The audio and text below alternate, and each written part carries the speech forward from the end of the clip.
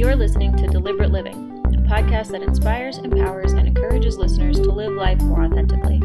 My name is Holly Priestley, and I'm a full-time nomad and creator who has been living in my 1997 Ford van since January 1st of 2019. I travel the United States with my dog, learning how to live with more authenticity. I explore different ways people choose to ditch the prescribed life we've all been sold and live on their terms, finding freedom and happiness however they choose. Hello, and welcome to another episode of the Deliberate Living Podcast. I am your host, Holly Priestley, and this week we have two guests. We have Cole and Amber.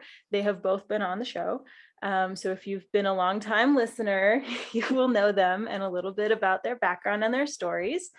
This week, we are going to dive into some really juicy conversation that has just been whirling around the universe lately. I've been getting a lot of questions about it, a lot of conversations about it. And so I think that it's something that, will bring a lot of value to you guys in terms of your own deliberate lifestyles and personal relationships. Amber and Cole and I are going to talk today about ethical non-monogamy, polyamory, all the ways you can have a relationship with more than just two people. Yay! So hello, you guys. Hi. Can you tell the audience a little bit about your relationship? Just like a high level overview, how you met. I was there. It was cute. And like how you guys got together and just like a brief then to now, and then we can dive into like the deets. For sure. So we met in February. Was it February or January of 2020? February. Yeah. Reddington, Paris. Whenever the Renaissance Festival happens. So we all three of us had a mutual friend who kind of brought us all together. I had this idea. I was like, I had just moved into the van. I was only like 6 months into living in my van on the road, and I had a friend, and I was like, people around here. I don't know people around here. Like, I really want to go to the Renaissance Fair. Could you get some people together and we can all go and check it out? And so there was a group of about 5 of us that went to the Renaissance Festival, and Cole being one of them. The first couple days, I think it was mostly just us kind of like talking and hanging out. And I was still working in Sedona at the time. So I had traveled down to, was it in Phoenix or Tucson? We were all camped in Tucson, I think, when you came back. Yeah. But the festival was just outside of Phoenix. It was in Phoenix. The Ren Fest was outside of Phoenix. Yeah. Okay. So I had just come down for the weekend because I was still working my job up in Sedona. So I got to meet everyone briefly, yourself included, Holly. And then, we all hung out for a couple days, and I had to go back up to Sedona to go back to work. But this was right when COVID was first starting to like sweep the nation. So pretty much as soon as I got back to Sedona, I found out that my work was closing down and I was getting laid off. And so I came back down and camped with everybody down in Tucson, Arizona, and saw this one again. And I was just like, oh, he's cute, but I don't know what's going on. I don't know if he has a girlfriend. I don't know what his story is. So I'm just going to like kind of sit back for a little bit and watch and see what happens. And a group of us, like 5 of us, no, more than that. Oh my God, so many. There's a bunch of us, yeah. like 11. I don't know how in a camp spot that should have held like maybe 2 to 3 rigs. We were all just Tetrised in there. And oh, man. It was probably like 5 vans, but it felt like 30. No, there was more. There was like 6 or 7. More than 5 vans? Yeah, I'll dig out the photo. Maybe I'll post the there's photo. an aerial photo somewhere. Yeah. When I publish this episode, I'll include the photo in the thing. Our Tetris van. Yeah. So we all just posted up for a while, and we decided to kind of like hunker down just because COVID was hitting. None of us knew what this meant or what was happening. So we all just posted up together, and I was just kind of like watching Cole from the distance, like had my binoculars out every morning.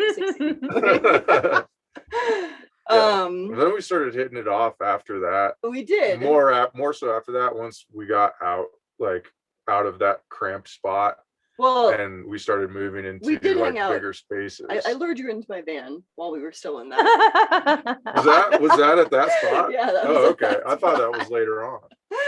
So I was nervous to ask him out, so I actually like sent him a message on Instagram. And I was like, "Want to come watch a movie in my van?" And he did. He came and yeah, we watched a movie, and then I think it started to get hot there. So me and a few other people actually went up to Sedona. And Cole stuck around in Tucson for a little bit to get some things done. And he came up like a week later or something. No, because we were traveling around with Steph and Jesse and all that. Yeah, but you and the stayed back hippies. when we went up to Sedona. You didn't come right away. I guess I don't remember that. Oh. Anyways, so yeah, he ended up joining us in Sedona, and we've pretty much been traveling together on and off since then. That's kind of the weird thing about like dating on the road, is that when you start seeing someone, like if you want to spend time with them, you basically have to live with them. Yeah. So All yeah, or nothing. Exactly. Yep. You just become roommates with that person immediately, which is great because then I feel like you get to know them really quickly and you learn like their good quirks, their bad quirks, what you like about them, what you don't like about them. It can also be a lot all at once. It could be, for sure. It can be an environment that you miss red flags in and stuff like that. But yeah, it's also like, I think obviously the more you do it, the better you get at it.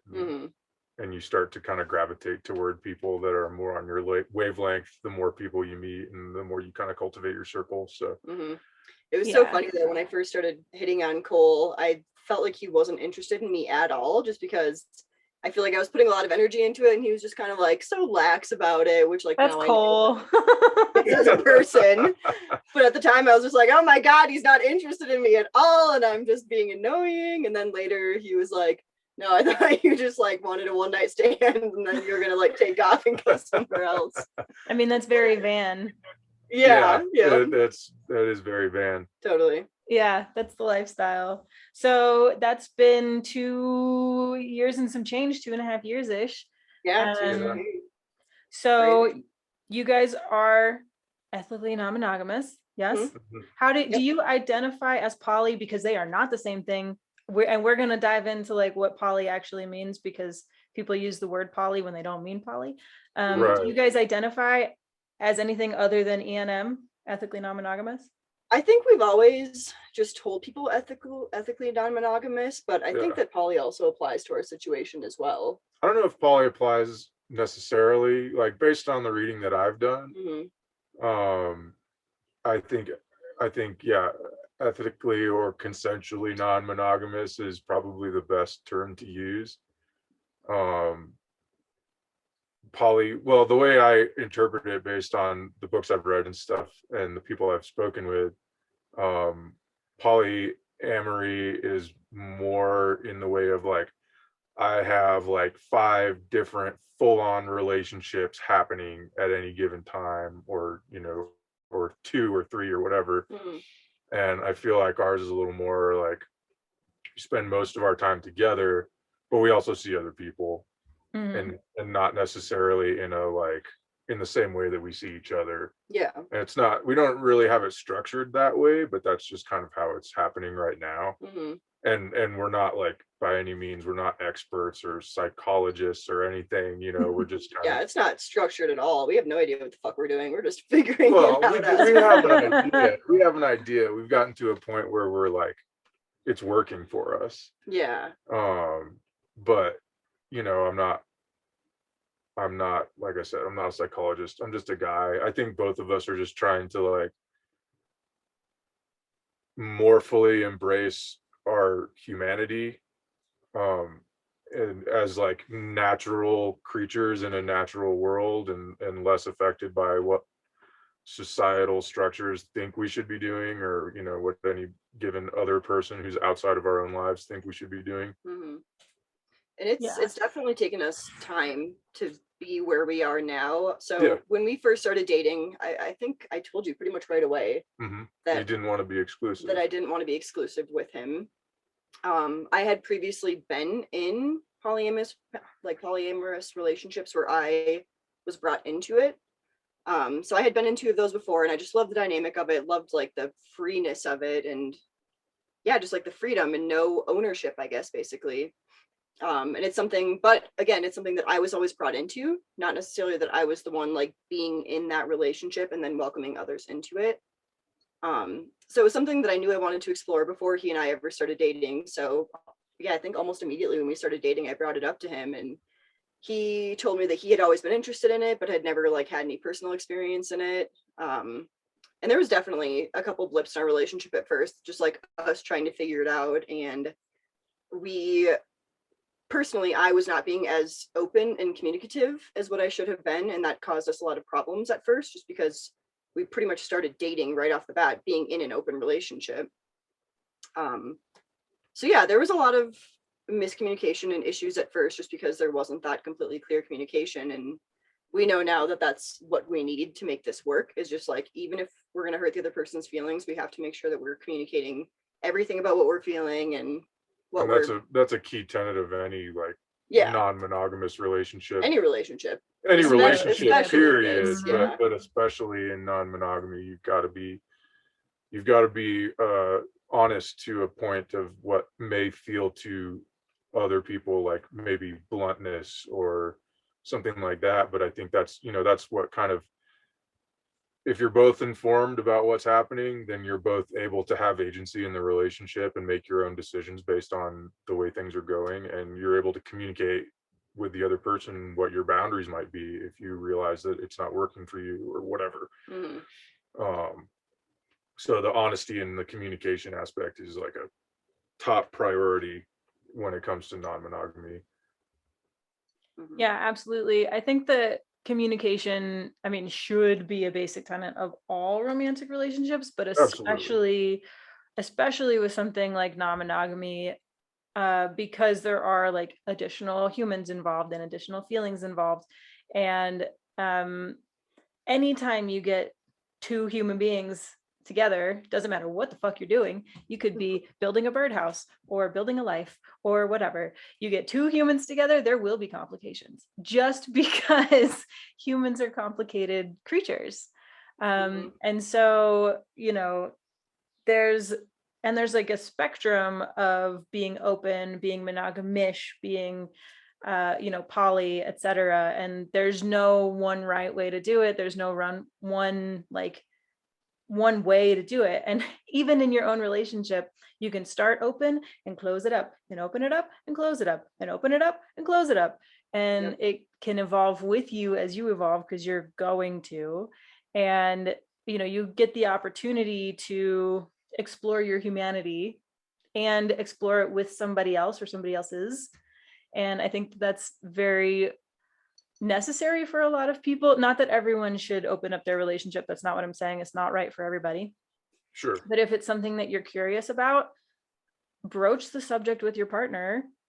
And do you guys have any suggestions for somebody who might be in a relationship, never have been open before, always have been curious about it? How might they go about exploring that, whether they're single or with somebody? Do you guys have any advice? I mean, I highly recommend the book Polysecure. Yeah.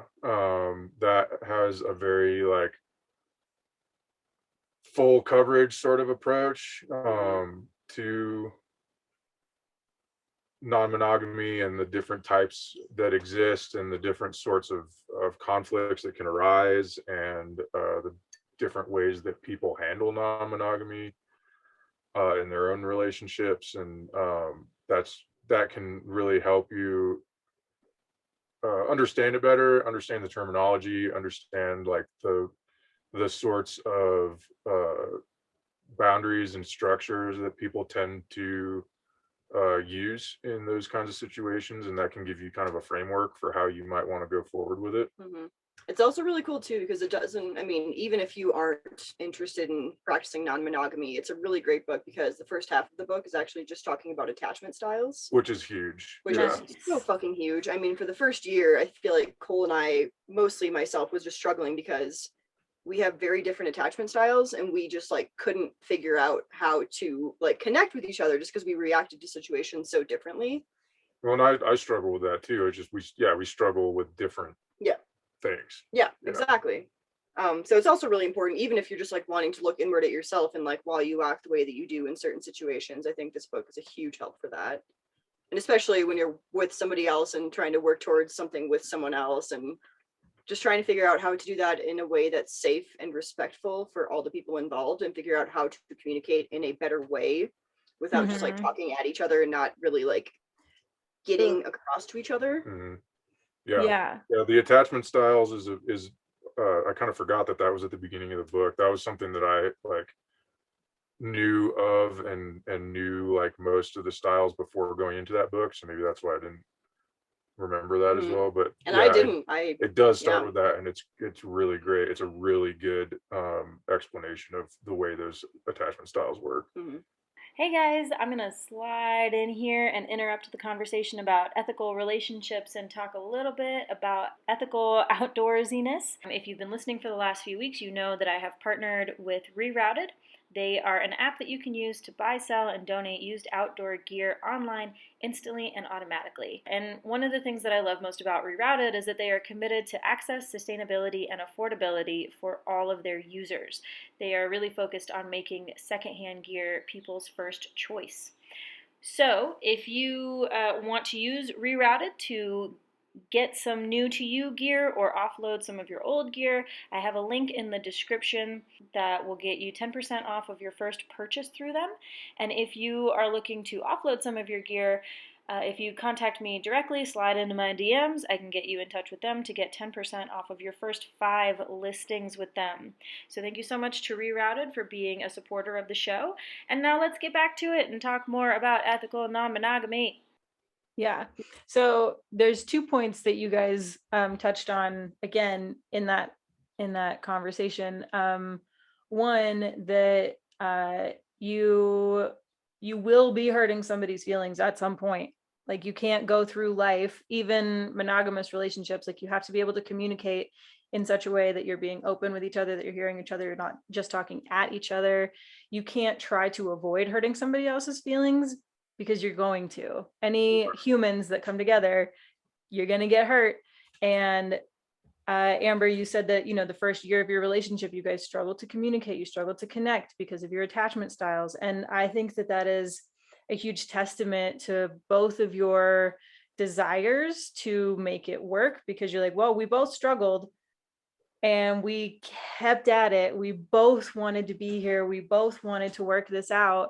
And you had hard conversations and everybody felt a bunch of feelings and you still stuck it out. And I think that, Cole, earlier you said, in the van community, everything is like super all or nothing when you start dating somebody. And then you really, get to know how they react to things, good things, bad things, etc. And so you had all of these things happening all at once. Clearly y'all are on the same wavelength. You don't mind having conversations that will hurt one or both of you, probably both. But still like being willing to work through it and like learn and educate and talk and grow. And I think that that's amazing. And what everyone should have regardless of how many people are in your relationship. Totally. Yeah. I mean, it's essential for the experience of being a human person in general, like the ability to learn from things that happen to you and to change your point of view based on new information and to grow from the things that you experience rather than just holding them against your chest for the rest of your life. It's it goes beyond more than just being in a relationship. It goes on to being just a person in the world. Yeah. And Amber, you had said that prior to this relationship, you were in some poly situations where you were brought in, and now you're the one bringing in. What are there differences between those two? What have you noticed are some of the like 100%? Yeah. And that's I mean, yeah, so when you're the one that's brought into the relationship, there's already, I guess, the two people that are bringing someone else in have already kind of established that bond with each other, and they have already done most of the hard work. That doesn't mean that I didn't have to do any work like once I came into that situation, but they had already done everything to get to the point that where they were able to bring other people into their relationship.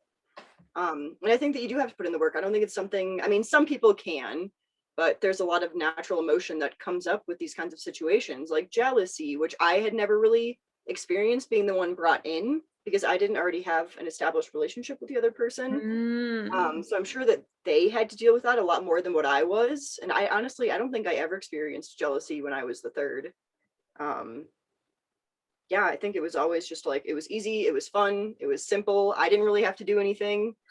I mean, obviously I had to be communicative and like, but yeah, I mean, being the one who is establishing a relationship and then welcoming other people in, there are so many more emotions that come up with that, because you already have this like connection with this person and this established relationship with this person, and then you're bringing other people in, and jealousy definitely comes up a lot. Jealousy is a very real thing, and no matter how much you work at it, sometimes it'll just sneak up on you when you're least expecting and it. it's not something that you can eliminate either. No, not it's at all. something that you have to learn. How to interpret, how to understand, how to feel it and let it pass, rather than allowing it to take control over you. And that's another thing that a lot of people are like, well, how can you not be jealous? I would be jealous. And it's not. You're not trying not to be jealous. Right. You're trying to work through the jealousy. You're trying not to be an asshole when you get jealous. That's what it is. I think that's key. Yeah, because you're not going to be able to eliminate feelings. You're going to have feelings. Right. But you can decide how you respond to them and how you act in their wake. Yeah, I think that's key. And I think that's a common misconception. Like, oh, you just don't get jealous. And I also think one thing that I hear a lot from people who don't understand it or think like, oh, I could never do poly because, or I could never do non-monogamy because, is, that means that you don't care about the person that you're with. Like if you could just, it's kind of like, that like bro mindset of like one night stands and stuff, which is fine. Totally a good lifestyle for you if that's what works for you, not knocking it. But I think a lot of people will view ethically non-monogamous people as like, you must not care about this person as much as I do with my monogamous partner, because you want to have more people. And why can't that one person be enough for you? Right. And I think that's also like a very common misconception. Can you guys speak to that? Yeah, definitely. Go ahead. Okay. I would actually go on the flip side and say it's because I care about him and because I love him that I don't ever want him to feel like he is being owned, I guess. Like I want him to be able to go out and experience things with other people and talk to other people and not feel some obligation like, oh, well, I can't talk to this person because I have a girlfriend. And I feel like a lot of people deal with that where they're just like, well, I'm in a relationship, so they own me, so I can't go do these experiences because that's not okay, because, Yeah. And I think the biggest thing for us has always been like, we don't want each other to miss out on experiences or connections or anything like that just because they do have a partner. And that doesn't have anything to do with us not caring about each other or loving each other. It's we want each other to still be able to have a life without the other one while still having our life together. Yeah. And like when you love somebody, you want them to have what they want. You know what I mean? Like you want them to have the things that make them happy. And, sometimes that involves like a close relationship with another person. And it doesn't mean that there's anything wrong with the relationship that you have with them, because it's a totally different relationship. And the dynamics might change, but that's just part of, the dynamics might change in a monogamous relationship too. It happens all the time. So I think in this way, we're just being more open to good connections with people that we care about, and good life experiences that we don't care to shut off for the other person. I think another thing too that we've talked about a few times is I don't believe, and I think Cole's kind of on the same page with me, is that no one person can give you everything that you need.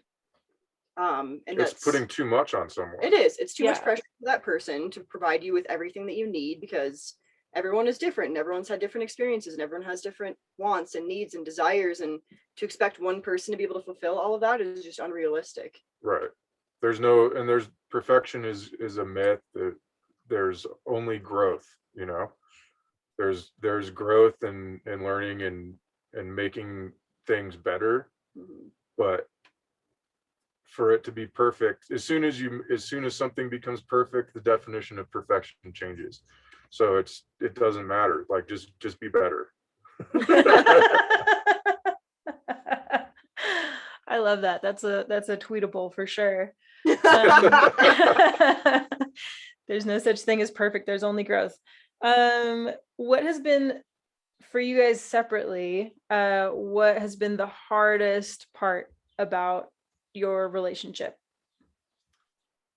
For me, communication.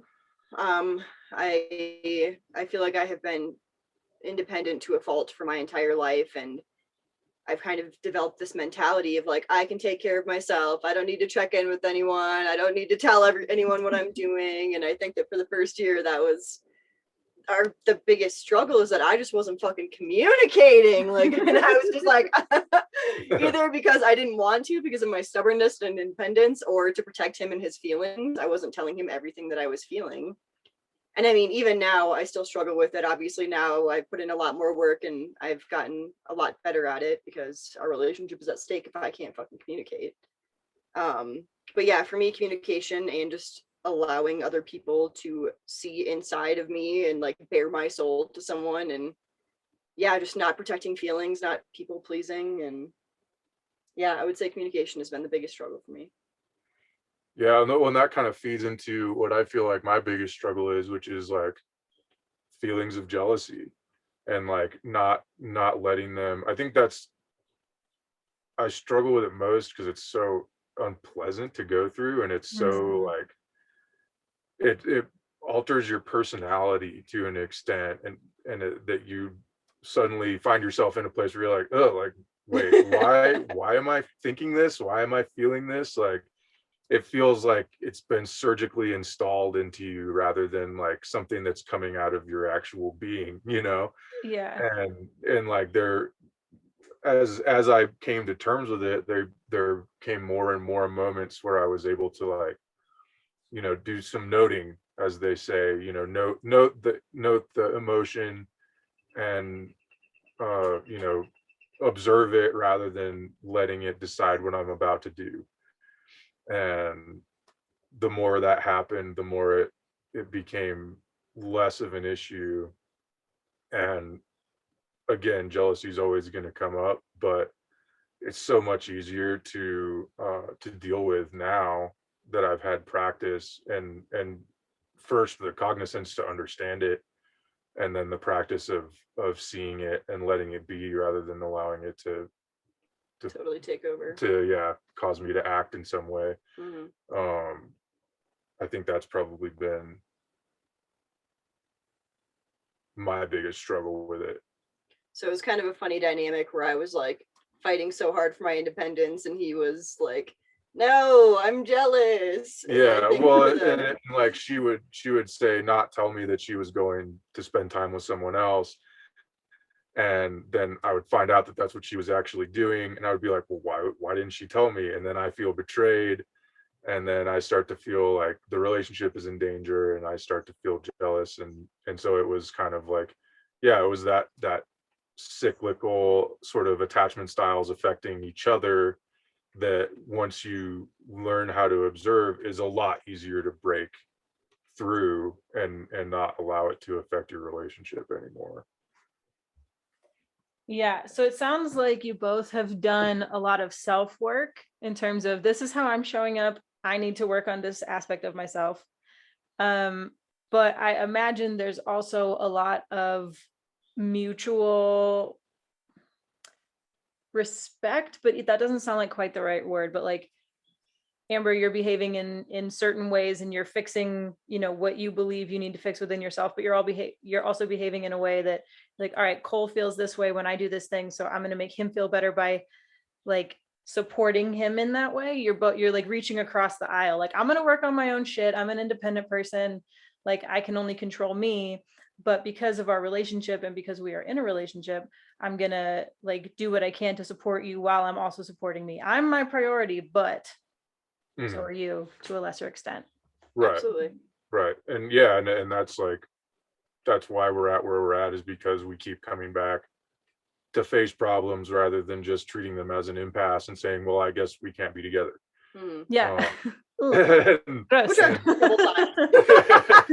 And like, but it always comes back to, you know, okay, I want our relationship more than I want this to be a blockade for our relationship happening. And that's what I've come back to over and over again, is like this relationship is more important to me than this thing getting in the way of our relationship. That's so I'm sweet. in. That's so cute. Okay, so I want to talk a little bit about like the experience of dating other people. How do you do that? Do you like, how do you approach like, all right, I've got my person here and the whole world. I think so far it's kind of happened more organically. Yeah. Like we're not like on dating apps or Well, anything. we have been. Yeah, but I don't know, like when we are separately seeing separate people, I think that usually comes when we're not currently traveling together. So I think that like every time we've ever like gone on a date with someone else or like gone out with someone else, it's been when we haven't physically been together. Like when I had to go drive somewhere for something and he stayed in this spot or he went here and I went there. I think the times that we've gone on dates separately with separate people have been when we are not physically together. But then we have also had encounters where like we are with someone, the same person, both of us.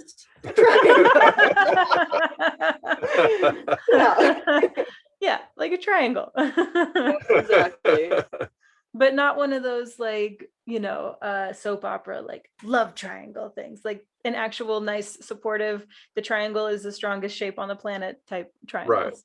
Right. Yeah. No, it's like in those situations it's people that like we both care about, we both trust on that level, and like we already have an established like closeness and a bond with those people. At least that's how it's been so far. Yeah, and like one of our friends specifically, so like she and Cole have their own relationship, her and I have our own relationship.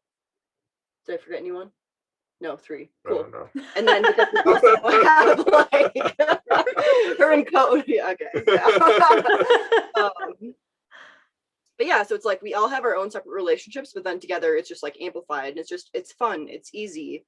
And I feel like that's how it should be. It shouldn't be something where it's like, well, I don't want them to spend time together because I'm not there. Like, I love it when they spend time together when I'm not there. I think that's amazing and that's beautiful. And we all trust each other and we all communicate with each other, which is key. Like I've been like before I even moved into a van, I was in a couple of situations that like I hesitate to describe as non-monogamous because it was like I was seeing someone, but we weren't seeing each other exclusively, sort of a thing.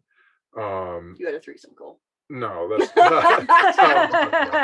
And it was like it always got to the point where some other guy would present an ultimatum and say it's either him or me, and that would effectively end their relationship, because each time that then the person I was seeing would come to me and say, well, they gave me an ultimatum and I think now that you and I should be exclusive.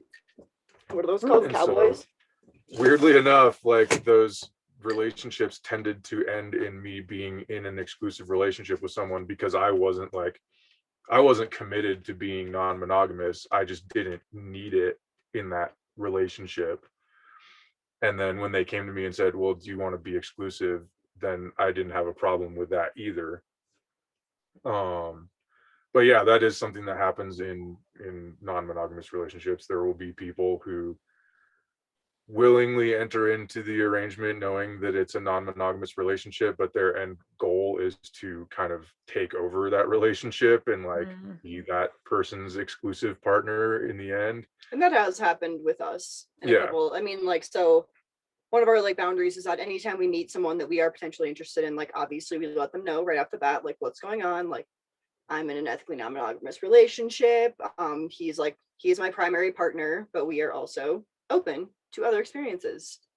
And that has been the case a couple of times where we made it clear with people, but those people like went into it like, oh yeah, cool, like, but then they really weren't cool with it and wanted it to be more of an exclusive thing. So that's definitely another hurdle, is that you can communicate with people and you can make it very clear, but whether or not they actually mean what they're saying is a totally different story. Yeah. it's not as much of a free-for-all as a lot of people kind of think it is. I think a lot of the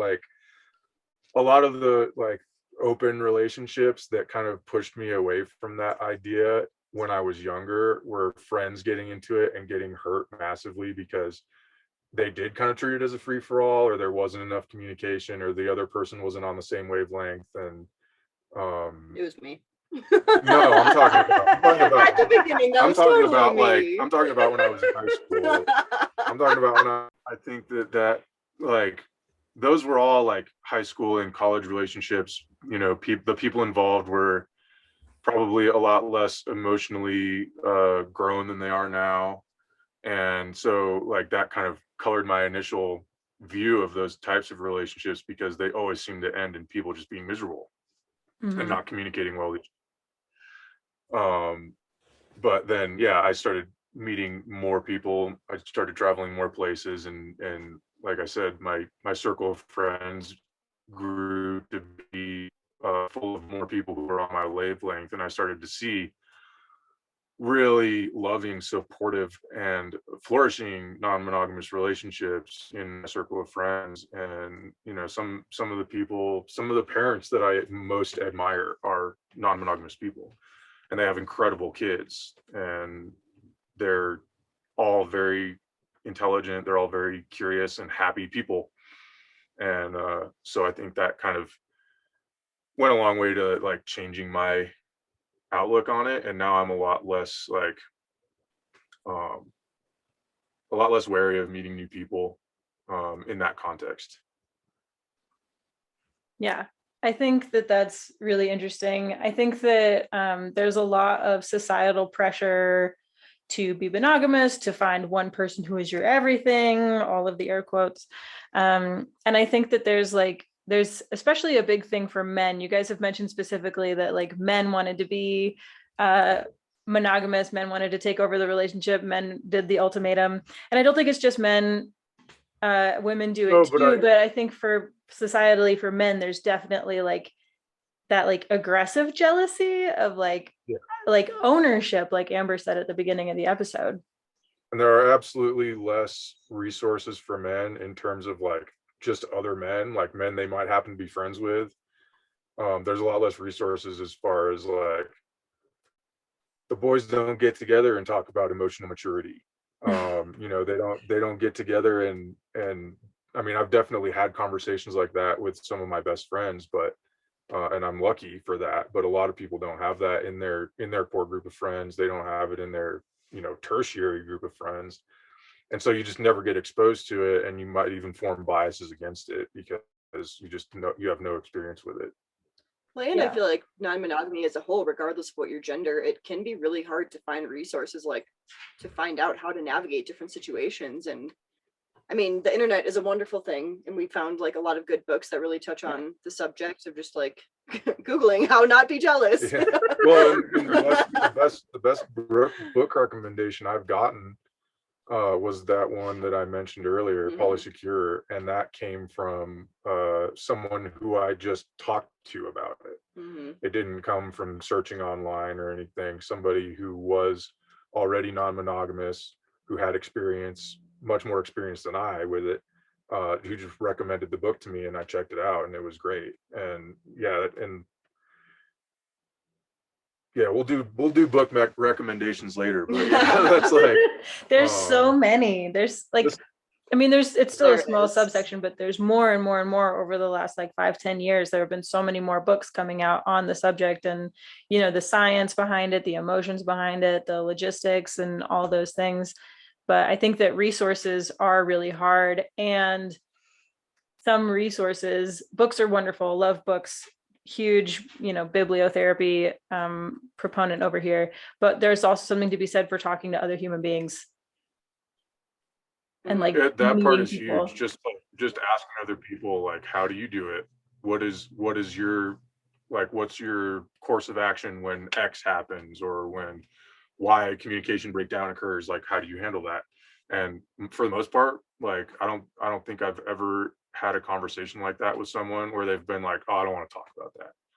because like they're already in a very like open and loving place when it comes to their relationships, and they're willing to like contribute to somebody else's well-being in that I way. think that speaks to who we surround ourselves with too, like who we allow to be in our lives. Yeah. Are those kind of people. Yeah, that comes down to deliberate choosing of who is in your life.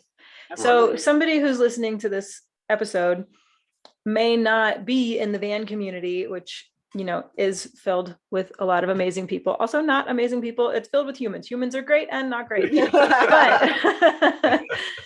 But so for somebody who's in an environment where they don't necessarily have these resources, they don't have people who are already doing it, or they definitely don't know about it because their friends don't talk about it. Maybe they have a ton of friends who are poly and they just have no fucking clue because nobody talks to anybody. Are there any places that you would point them to? Like, you can meet other poly people here.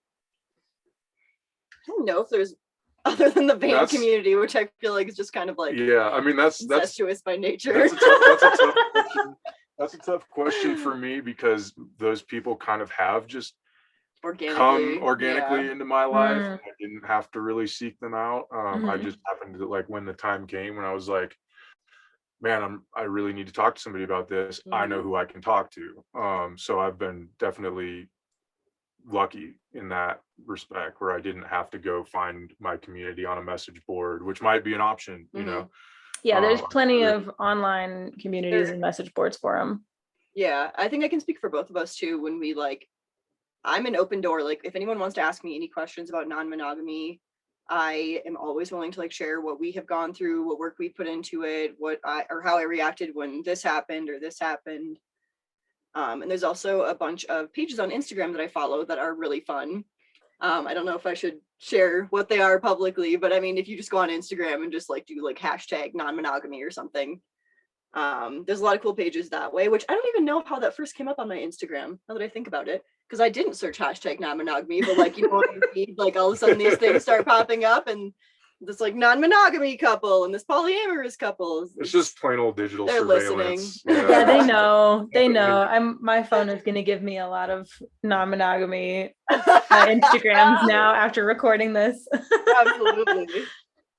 That's awesome. So before we wrap up, do you guys have any additional pieces of advice, things you wish you knew 2.5 years ago, about navigating this together as primaries, or anything that maybe FAQs that you get from other people, like, hey, y'all are the non-monogamy couple, answer my questions? I feel like for me, it all boils down to, like we said earlier, ownership, and to understand non-monogamy and not feeling those, or not experiencing those feelings of like, I own this person, requires you to like go back to the fucking history of like the European settlers that first came here, and they were like, this is my land now, I own this land, no trespassing, you can't step on this land. And it's still such a huge part of our culture. I mean, you go for a walk in a suburban neighborhood and there's no trespassing signs, like, your dog can't poop on my grass because it's my grass. And I feel like it all just boils down to this ownership mentality that we are all taught as we are raised. Like, you buy this, you own this, you marry this person, you own this person. And it's going down to the very core of who we are to like kind of erase all of that and relearn all of that we don't own anything, especially not a human or a significant other. Yeah, right. And I think, but like, way back in the day, women were property. So yeah, Exactly. You got married and you were transferred from your father's ownership to your husband's ownership. So like, it does run a little deeper than I would prefer. Yeah, I mean, there was a time before that when that wasn't the case, but then people decided to fuck it all up for us. Yeah, and fuck us all up in the process. And and like, not just the ownership thing, but like, I think there's a feeling that kind of ties in with the ownership thing, which is like the idea of like the other person maybe owing you something, or some kind of like transactional concept of the way a relationship should work, because that's not how a good relationship works. It's not transactional. Sometimes it is asymmetrical, and sometimes that's just the way it has to be to keep growing. It shouldn't be that way all the time, but sometimes it is, and sometimes that's okay. Yeah, it ebbs and it flows. It changes, it evolves. Sometimes one of you is going to put in more work than the other one. It just is, it is what it is. I think the most important piece of advice I can give is that if you're interested in it, try getting into it. If you're in it and you feel discouraged, maybe try again, because I know there's a lot of discouraging stuff that can happen when it comes to anything that you're trying. I experienced a decent amount of like people projecting onto me, which is, it'd be a good idea to figure out what it means to have someone project onto you or to project onto somebody else. That's a good piece of knowledge to have. But yeah, I found myself in situations where people, not even people I was in relationships with, but just, you know, people in my friend group or whatever would say, well, you don't seem like a non-monogamous person. Or like, you know, I think what you need is one person who just gives their all to you and that's it. And so like that can be very discouraging for some people to hear, especially if they're more susceptible to peer pressure. I'm like, a lot of times I'm the sort of person who, when I hear somebody come up and just tell me something about myself, I'm like, fuck, you know, like, you know, but like, in those cases I was like, but it's also good to sit down and think, okay, do I actually feel that way? Is that actually what I want? Is this person observing me, or is this person projecting onto me? And yeah, I think consider the source.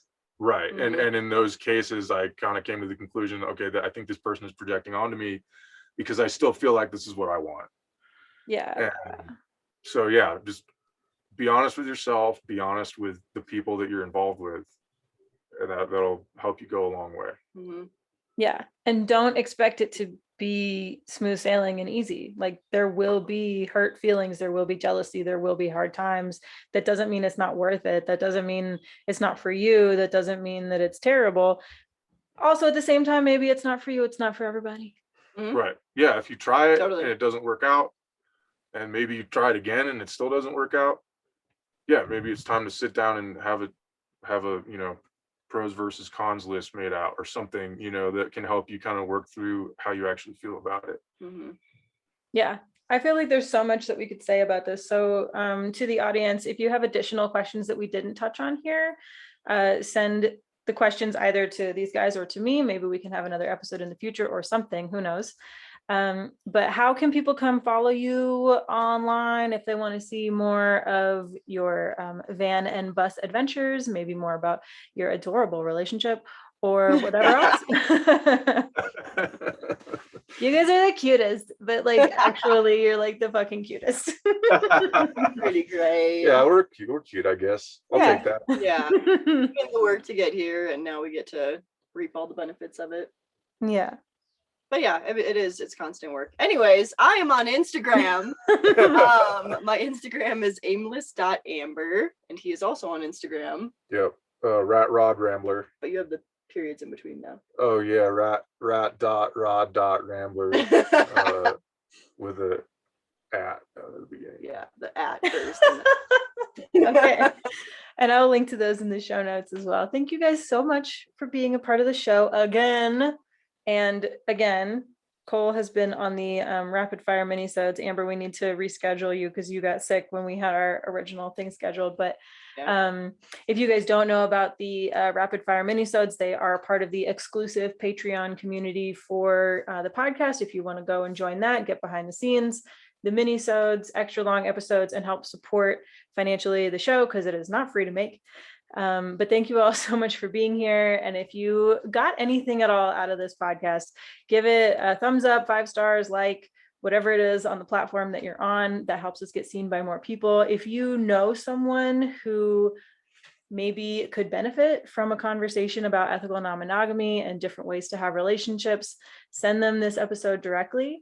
And I hope you guys are subscribed, hit the notification bell so you know when we have new episodes coming out. But almost weekly. They have been weekly episodes until I got a little bit sick and I had to take some time off. But I hope you guys tune in next week for another excellent episode. And if you have any suggestions for people to interview or questions that you have that you want me to answer, always feel free to DM them to me. Bye. Bye.